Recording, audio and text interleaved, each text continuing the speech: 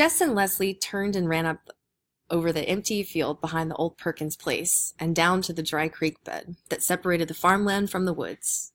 There was an old crabapple tree there, just at the bank of the creek bed, from which someone long forgotten had hung a rope.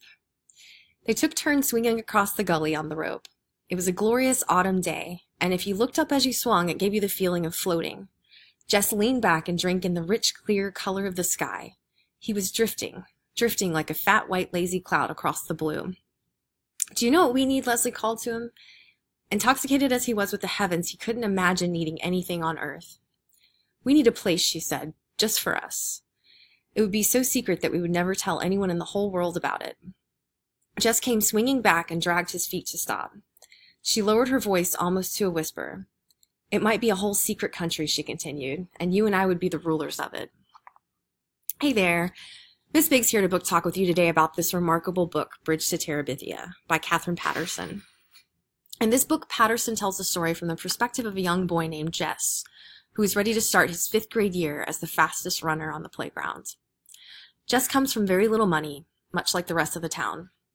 But when he meets Leslie, his new neighbor, whose parents are both successful authors with no TV in the house, but plenty of books and records, Jess wonders why in the world her family would want to escape their life in the city for the ratty old Perkins house, a house that was so run down that no one ever stayed in it for very long. At first, Jess is annoyed with Leslie because he defends her rights to race the other boys during recess. And what should she do but when the race begins, she completely outruns them all, spoiling Jess's dreams of being the fastest runner and ending the boys-only sport. Still, Jess cannot help his curiosity toward the new girl. And even after the disappointment following the race, he tries to help her avoid the bus bully, Janice Avery's wrath, bringing them closer together. Leslie has knowledge of books, music, and more experience of life outside their small town than Jess could ever dream of. The dreams that are born from Leslie's imagination. By crossing an old rope that swings from a large crabapple tree, the two imagine that they enter their own kingdom in the woods, Terabithia, a magical world where she is queen and he is king.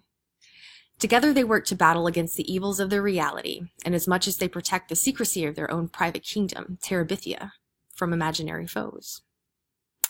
Then one morning a tragedy occurs, which forces Jess to wonder, perhaps he is not a king after all.